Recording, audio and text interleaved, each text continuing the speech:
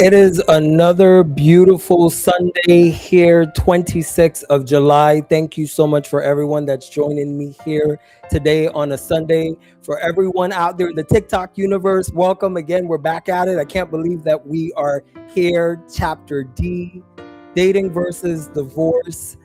It's going to be maybe an emotional ride. I'm not too sure. I'm going to try to keep it together because this chapter is based on true events that I actually went through. So for those of you guys that are joining me in from Facebook and also YouTube, if you can do me such a huge favor, and can you at least let me know in the comments that you can hear me? I want to make sure that I have my microphone on. Last time I messed something up and it turned it off. So for those of you guys that are out there on Facebook and YouTube, let me know that you can hear me by just typing it in the chat, and I will be able to see it on my end.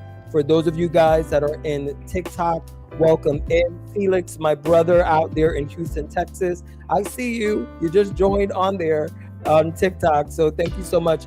You guys feel free to share your love, your likes. We want to definitely make sure that we go over the 3,000 that we had from last week. So I just want to make sure that we are good to go on that end. Someone said, Alex, wait, you cut your dreads? Yes. In January, I cut all my hair off. I turned a new chapter. I retired from dance officially, and I stepped into my author era. So that required a whole transformation. I invite you, of course, to go to my website and check out all the cool things that I'm doing. Like right now, it's www.alexanderemmanuel.com. See my transformation. I'm now a globally published author in 61 countries and territories around the world. So something that I have truly been really passionate about since 2010. And I just want to share that love and passion with you guys. Aside from entertaining, dancing, producing shows, I've always been extremely passionate about writing. So hopefully everyone will be able to see a little glimpse of that. So Legend, thank you so much, of course, for that. Your congratulations is very much appreciated. I'm not sure whether or not anyone on Facebook or YouTube can hear me. I know that I'm live right now. It does say that I'm live. Hopefully everyone can see me and can hear me out there on YouTube and also TikTok. If you can, please leave me a message letting me know that you can hear and you can also see me. I'm going to reach out to my niece just to make sure that she can see me on Facebook.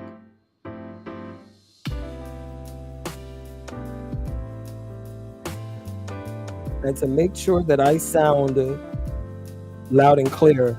I know she had a problem listening to me last time. She couldn't hear me. Those of you guys that are joining right now on TikTok, thank you so much for joining. I'm still waiting on my good friend Sunshine to join in on YouTube. And she hasn't sent me a message. So Sunshine, if you are out there, let me know that you can hear me loud and clear. So that way I can go ahead and continue with the actual show. We got a lot that we got to cover for today. It's 4:04 on the dot Pacific Standard Time here on the West Coast. I'm not sure where you guys are joining me from, but if you are joining me, not from, well, even from California, let me know in the comments out there in TikTok. Where are you guys joining me from? I would like to know that. That way I'll be able to give you a shout out. I already know that my brother Felix is out there in Houston, Texas. Where else? Where are you guys joining me from? I want to actually know that. So let me know. Again, for those of you guys that are out there on YouTube and also Facebook, just want to make sure that you guys can hear me on that end. I'm going to call my niece to see if she picks up. So for those of you guys that are on TikTok, you might hear me on the background calling her. I don't know if she's picking up or not. We're going to try to keep it moving For those of you guys, again, that are on Facebook or YouTube, shout me out. Let me know that you can hear me loud and clear, because I know my microphone is on.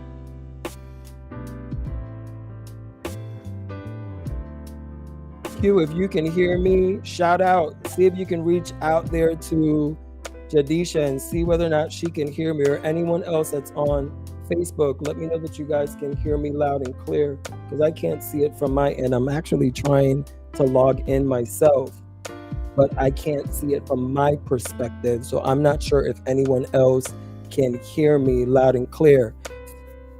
There we go. My sunshine is finally here. I was waiting for her to join. Sunshine, can you hear me out there on the YouTube universe?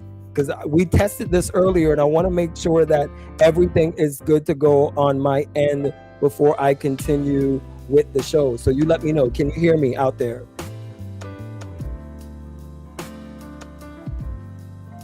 My dear Sunshine. She said she can hear me on YouTube. So that means that if she can hear me on YouTube, everyone else should be able to hear me on Facebook. If you guys are haven't followed me yet, make sure that you guys like, follow, share on my channel. I am on Facebook. I am on Instagram, TikTok, YouTube. What am I not on? So if you're out there, make sure, of course, that you like, you follow, you share. Tell a friend to tell a friend that we're here live every Sunday until December, doing chapter reviews on Learning the ABCs of a Man, Volume 1. So this is going to be hopefully not so much of a emotional Sunday.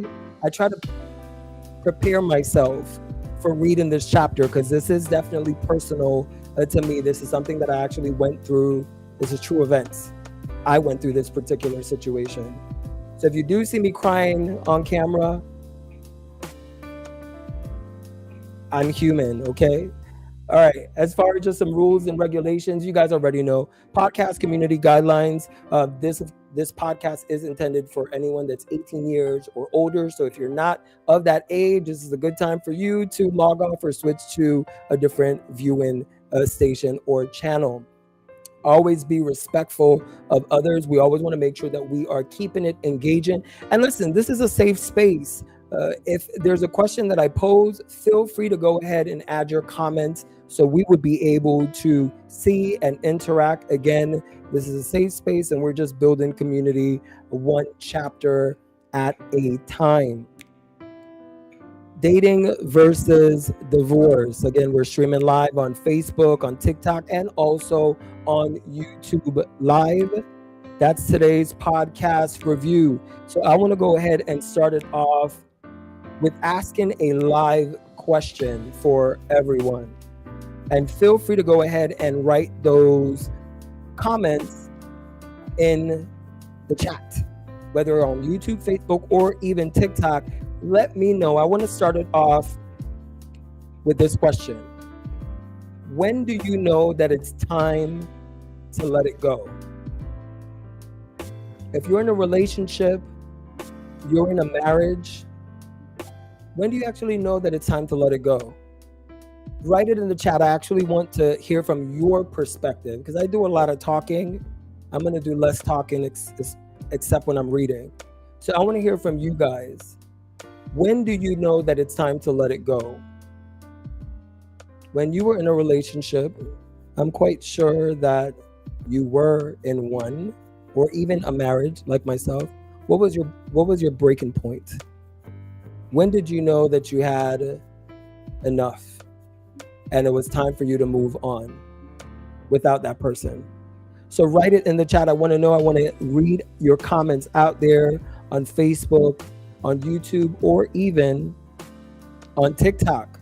So those of you guys that are joining, thank you so much for joining today's chapter review of Dating versus Divorce, which is chapter D on Learning the ABCs of a Man. So I posted a question to everyone, and I want you to go ahead and write it in the chat. I'll give you a couple minutes or so to let me know, when did you know that it was time to let it go? I can personally tell you Or do I really want to personally tell you? That's the question. I forgave a lot. And I'm pretty sure some of you guys have done the exact same thing as well. When was your breaking point? When did you know you didn't want to continue with that relationship or that marriage? Hello out there. I think CBFW, you just joined. Thank you so much for the compliment. I appreciate your support for joining today's podcast. Let's see.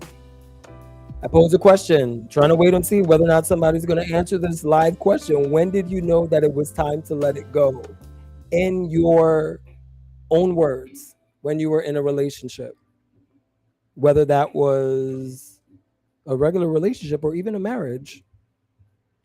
My personal marriage lasted for almost 4 years. So let's see. Do I need to call out on anyone? Q, Sunshine. I don't even know if Jadisha is on right now. She might be on Facebook. But for some strange reason, I don't know if I can stream directly from Facebook. It's not showing me on my end that I can. I think it's after everything is done, then you can actually see it. So for those of you guys that are joining on TikTok, thank you so much. Feel free to go ahead and share those likes, tap on that button, continue tapping on your screen. We definitely want to go ahead and pass the likes of where we're at right now. We're at 451. Let's see if we can get it up, of course, to 1K.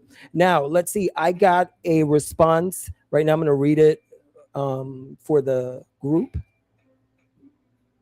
Response was, you let go when you're the only one putting in effort, when your peace disappears more often than it returns, or when you've communicated your needs and nothing changes.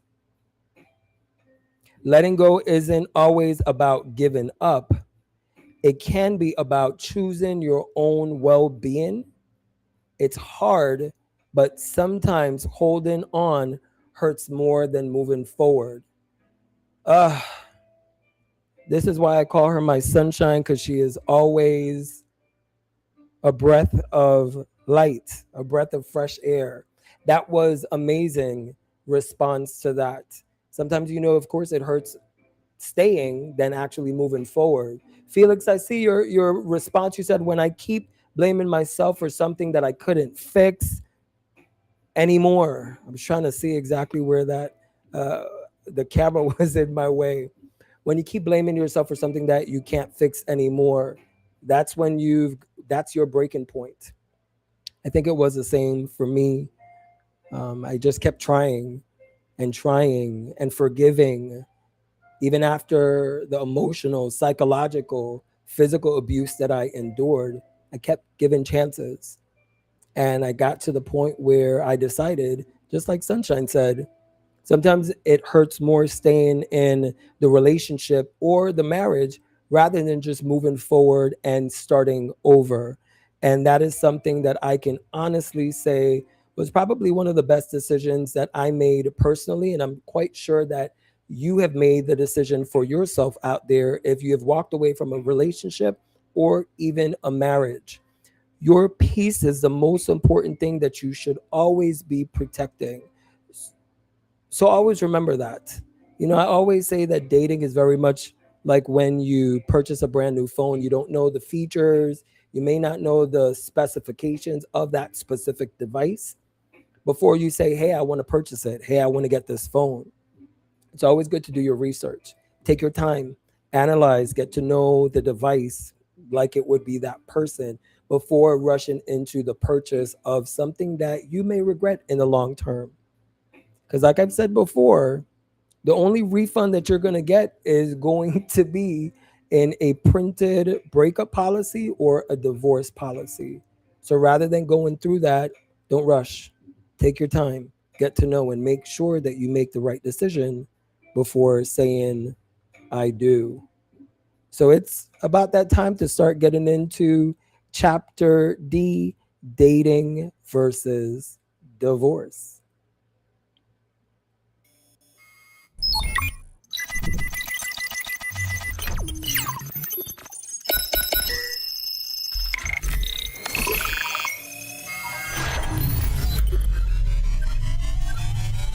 Warning. You are live with your favorite author, Alexander Emmanuel. Where the truth has no filter. So turn the conversation all the way up. TikTok, I'm playing a video for everyone that's watching in Facebook and YouTube. There's a certain exhilaration and anxiety that comes with dating. It reminds me of the moment you finally unwrap that brand new phone you've been eyeing for months. You've saved for it, waited on it, maybe even dreamed about how it would upgrade your life. The moment it's in your hands, it feels like you've arrived. But now, you must learn how to use it. Every function is designed to make life easier, smoother, to keep you connected and in motion through the chaos of everyday life. But all it takes is one wrong press, one unfamiliar button, and suddenly you're lost in a world of features you didn't expect. Frustrated, confused, wondering if you made the right choice. Then, without notice, here comes divorce.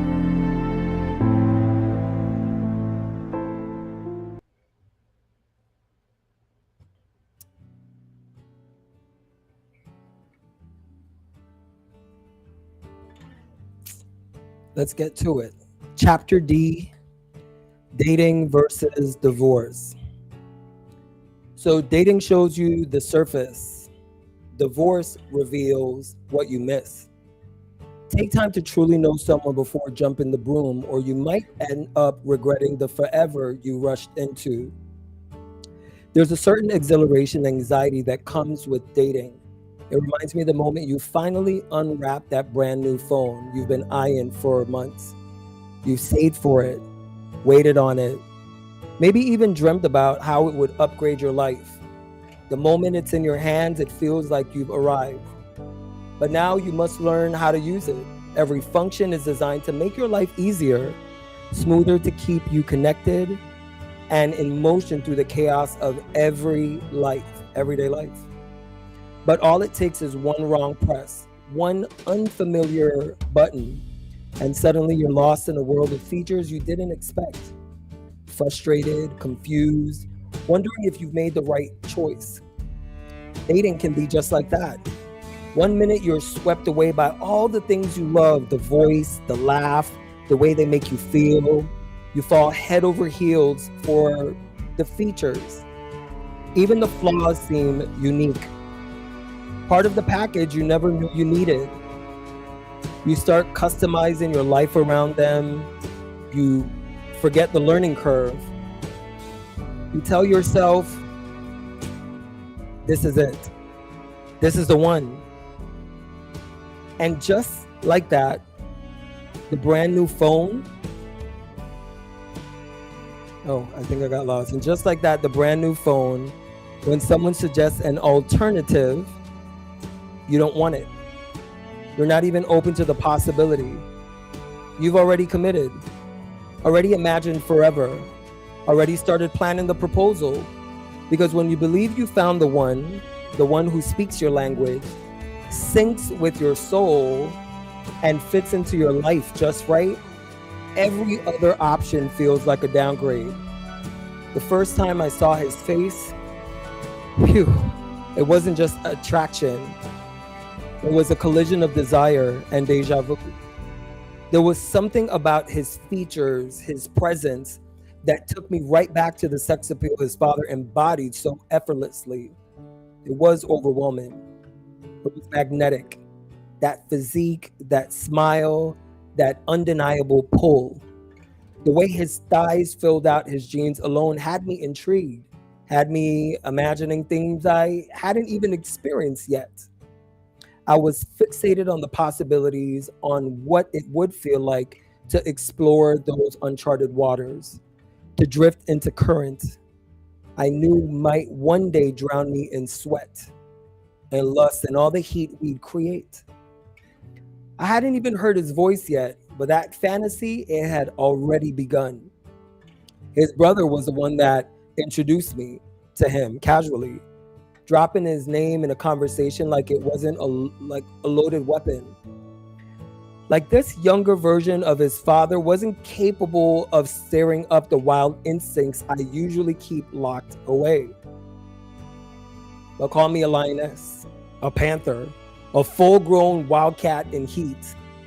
I wasn't just attracted, I was ready. Ready to know how every inch, every layer, every hidden story behind that fine-ass specimen of a man. We worked for the same company, his brothers and his father, and let's just say flirtation was a game they both liked to play. They fed off the energy I gave them, that sweet hunger only confidence and curiosity can create. His father? Well, he was handsome in a whole different way. Shorter than the son who stole my attention from a picture, but he carried himself like a king. A full beard, a milky caramel complexion that had an athletic frame wrapped in authority, and a quiet swagger.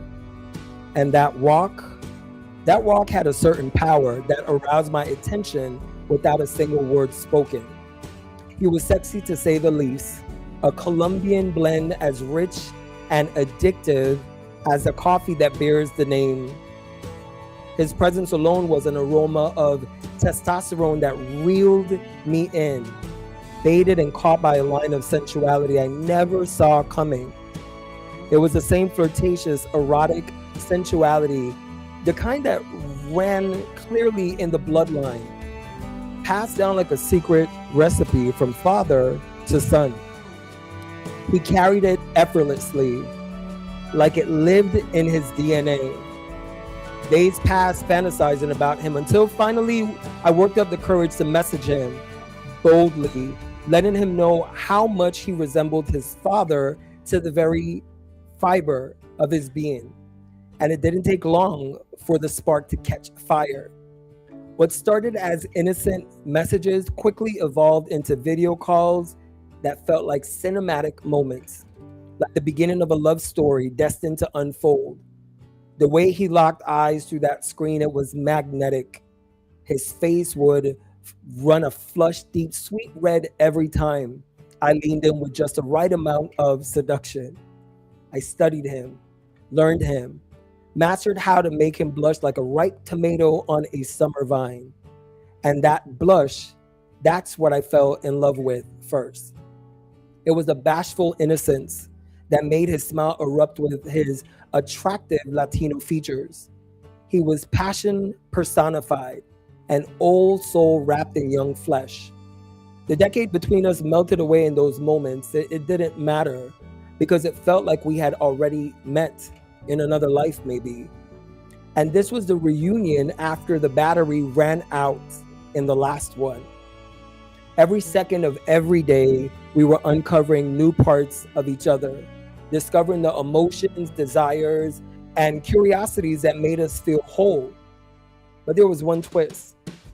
This wasn't your everyday romance. This was an international affair. A love stretched across borders, time zones, and temptations, and yet it became the greatest discovery of my life. Love has a way of stripping down to the rawest version of yourself, revealing what happens when two souls become obsessed with every inch, every whisper, every heartbeat. When it's not just physical, but deeply personal. The connection was pure, innocent, a kind of passion neither of us had touched before. Days bled into weeks, weeks slipped into months, and just like that, 2 months in, he said the word that changed everything. Yo te amo. Like a line from a love song, his voice echoed with sincerity and his actions backed every syllable. It wasn't just something he said, it was something he showed with every message, every call, every heartbeat, sent across the distance between us. It was a love that could not be hidden. Even the people around me noticed the glow I carried wasn't subtle, it radiated. My friends at work picked it up first, and ironically, so did his father, completely unaware that I was head over heels, not for him, but for his son. There was an undeniable adrenaline rush that came with what some call a forbidden connection. But was it truly forbidden? He was a grown man, young, yes, but grown nonetheless. And if anything, he had inherited the best of his father's features and then some. Their relationship, strained, distant, polite at best, just enough civility to pass for father and son. But Julian was different. His name alone made my heart skip like a broken record. Every time he spoke, every time I saw that beautifully sculpted face through a video call, it was like something out of a fairy tale. A prince who found his match in the most unexpected way. He was intelligent, grounded, humble, a protector by nature, not just of me, but of his mother, his sister, and his brother. Because where his father failed, Julian stepped up. He became the man of the house, the one who filled in the gaps left by a father too emotionally unavailable to rise to the occasion. We were each other's escape, each other's calm. The only thing standing in our way was the truth neither of us wanted to face. His family would likely never understand or accept a love like ours. The age gap, the distance, the history, but we ignored the noise. Even as family and friends waved their red flags, offered their unsolicited warnings, tried to paint a future colored in doubt, we didn't care. We kept falling harder, deeper, with no intention of looking back or letting go, because sometimes love doesn't ask for permission. It simply arrives and demands to be felt. After 3 months of falling head over heels, he did the unthinkable. He proposed. Never in my life had that happened before. And when the moment presented itself, I said yes. Not because I was desperate for a ring, not because I feared it wouldn't happen again, but I genuinely loved the feeling of us. There was no one else, no other man mattered, only him. And the way he longed to be with me, the dream was real, but the reality, a bit more complex. An American marrying a foreigner from a country I had never stepped foot in. It felt surreal, but surprisingly, it wasn't rare. Love crosses borders all the time. And just like that, we began preparing, quietly, secretly. Only his brothers knew the truth. His mother, oblivious. She had no idea what we were planning in those late night conversations, filled with whispered promises and virtual affection. But something began to shift. He started showing signs of desperation, behaving in ways that were very unfamiliar, as if someone had pushed a button and rewired the man I had fallen for. Was it nerves? Or was it the fear of losing one person who gave him undivided attention? Long distance love is no fairy tale. It demands courage, patience, and trust. And there were days and many long nights where all three were tested to their limits. His decisions started to ripple through my life. Financial strain hit me hard because I wasn't just providing for my household, I was providing for his too. Different country, different time zone, different culture, different expectations. And I wasn't ready for any of it. I carried the burden of making sure he was okay emotionally, physically, mentally, even if it meant draining my reserves just to keep him whole. The weight of that nearly broke me. We had disagreements, misalignments, clashes in values and views. But through the struggle, we grew. We made promises that felt as eternal as the stars, vows that whispered forever, this lifetime and the next. And then after months of preparation, it was time. I packed my bags, boarded a plane to a land I had never known to marry the man who made me feel seen. The man who made my heart race just from hearing his voice. The one who kept my battery charged, fully alive with every video call, every smile, every I love you that crossed the oceans. This wasn't just a journey of love. It was a journey of transformation, of sacrifice, discovery, and surrender. Who would have thought that our wedding day would we reserved for April Fools, April 1st? A day known for jokes and trickery Was the universe playing with the idea of forever? Was the time in some cosmic prank or just another twist in our whirlwind of romance? But nothing about what I felt was a joke. My love was real. Our commitment was real. And the moment the plane touched down, so was everything else. Bienvenido a Colombia, the captain announced, and my heart began to descend, racing into the unknown with anticipation, thick enough to choke on. I collected my bags and walked through the arrival gate, my palms sweating, my pulse dancing between nerves and desires, and then I saw him, like a prince waiting for his bride, cheeks flushed, eyes wide, nervous and enchanted, seeing me in person for the very first time. And even though we'd only known each other for shy of 4 months, it felt like a reunion, like we'd loved in 1,000 lifetimes before. He was everything I imagined. And in that moment, nothing could have stopped me from saying, I do. He pulled me into a kiss that didn't care who was watching, the kind of kiss that made time jealous. It wasn't just passion, it was possession. We got into the taxi and headed to the hotel, and once the door clicked shut behind us, everything else unraveled. Our restraint, our clothes, our patience, the tension between us was volcanic. Every touch ignited something electric. Every kiss burned deeper than the last. It was a kind of hunger you don't fake, the kind of craving you don't learn. He devoured me like I was his first and final meal. Each kiss, each bite, each whispered in Spanish was a confession. How long he had waited for this moment. He worshiped every inch of me like he had memorized my body before ever touching it. And when he finally gripped my waist, looked into my eyes, and asked gently if I was okay, the sincerity in his voice melted every wall I had left. I had been celibate for nearly a year, but my body remembered him. Every stretch, every thrust, every moment of us becoming one felt like poetry and power colliding. He moved with passion, with purpose, with a rhythm that made me forget we were ever apart.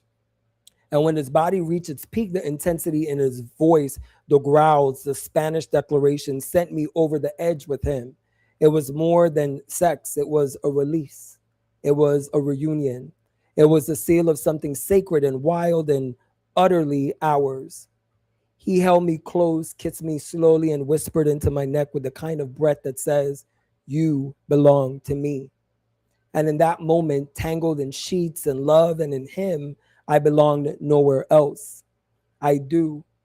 2 small words, but in that moment, they felt larger than life. The civil marriage was finalized, and with the stroke of a pen, we became one. As the clerk handed us the official marriage documents, I believe I was walking into my forever, into my fairy tale ending. So I thought, but life had other plans. We were married in the height of COVID-19, the pandemic, a time when the world stood still, flights were canceled, borders closed, people were dying. We tried every way possible to see each other, but the distance grew heavier, emotionally, financially, spiritually. And somewhere between the delays, the lockdowns, and the desperate phone calls, I began to see a version of him I didn't recognize. His carefree spirit no longer looked charming. It looked careless. He didn't carry the weight of marriage with the same intention I did. His reckless decisions became mine to clean up time and time again. I became his bailout plan, his safety net, his constant personal ATM. Fast forward, because if I don't, this chapter might turn into a memoir of heartbreak. Let's just say that once glimmered like gold was nothing more than a well-polished illusion. Behind closed doors, the reality was darker than anything I imagined. The emotional exhaustion, crippling, the mental fatigue, constant, but it was the physical abuse that broke me in ways I'm still learning to heal from. He had no hesitation in drawing blood from my face, no pause before slamming my head against concrete like I was a stranger threatening his very existence. I was the woman who loved him, who said, I do, who forgave him. Even after the bruised face, the busted lip, the tears that refused to dry, I tried. God knows I tried to salvage what was left of nearly 3 years of a marriage, but on sacrifice, silence, and suffering. His narcissism bloomed like weeds in the cracks of our foundation. Manipulation became his language, and I was just a pawn in his well-practiced game. The age gap, it wasn't just in years, it was in values, in understanding, in emotional maturity. I begged him to see how his choices affected me, how the constant financial strain made me feel used, especially when everything he did seemed only to benefit his family at my expense. Still, I kept my promises. I provided. I filed for his permanent residency. And when he finally arrived in the United States, it was like a switch flipped. The mask came off. He showed me exactly who he was. He used me, played me like a violin in a symphony of desperation and love. He got what he wanted, a green card, and tossed me aside like a discarded packaging. And the final act of betrayal, he filed for divorce on my birthday. The ultimate gut punch, a reminder year after year of the day love turned into loss. Looking back now, did I ever truly know him? How could I have missed the signs? How could I have mistaken manipulation for love? But here's the truth. I loved him on purpose. I gave him my whole heart. And though it shattered into pieces, those broken shards taught me something I'll never forget. This was a lesson, a painful, raw, soul-splitting lesson, but a lesson nonetheless. And I promised myself I'll never repeat it again. So many of us fall in love with potential, the way someone makes us feel, the excitement of being wanted, the hope that this time it's real, but feelings can fade, masks can slip, and time always tells the truth. Love without clarity is like building a home on sand, beautiful for a moment, but fragile when storms come. Before you say I do, be sure you've seen the full picture, not just the highlight reel, but the behind the scenes. Study their intentions, listen to their silence, and watch how they love when it's hard. Your heart deserves more than promises. It deserves protection, patience, and peace. Dating shows you the surface.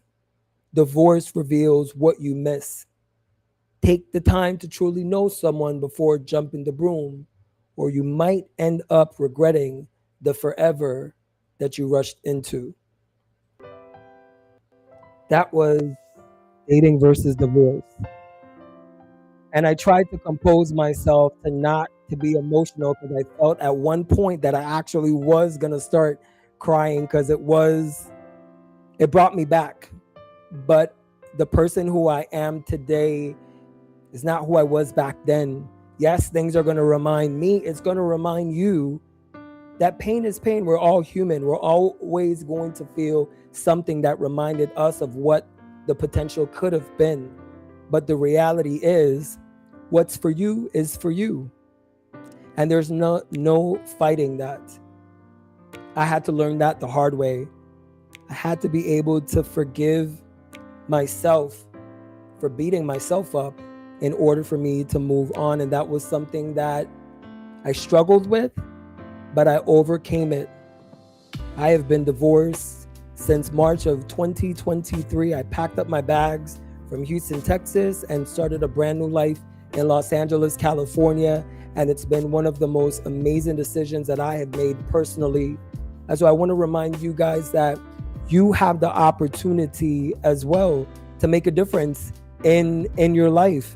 Make a difference in the choices that you make every single day.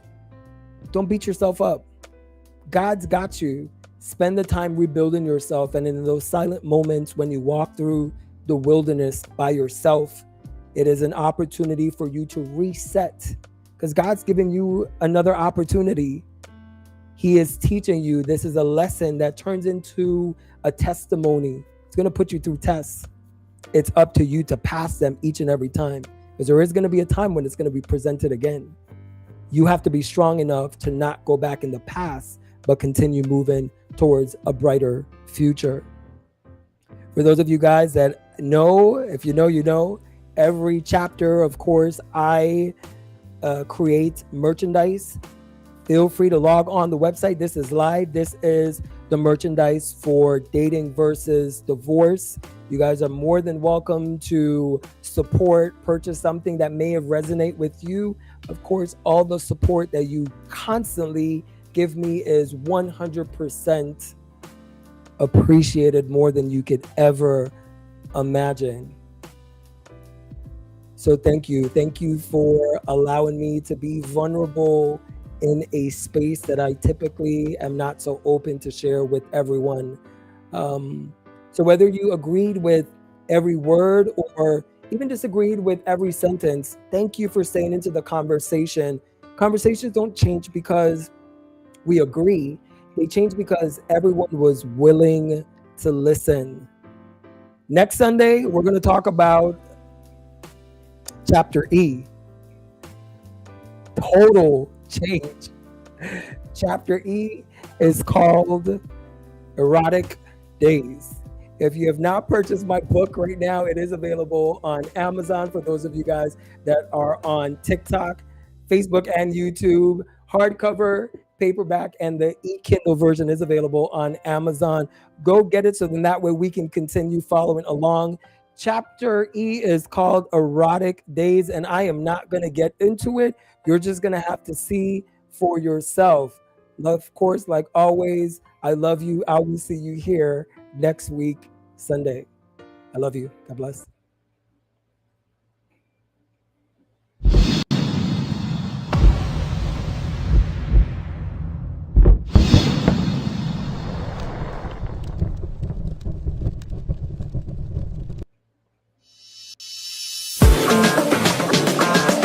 Thank you for everyone that was watching out there in TikTok. I love you. Keep on tapping on that screen. Let's get those lights up.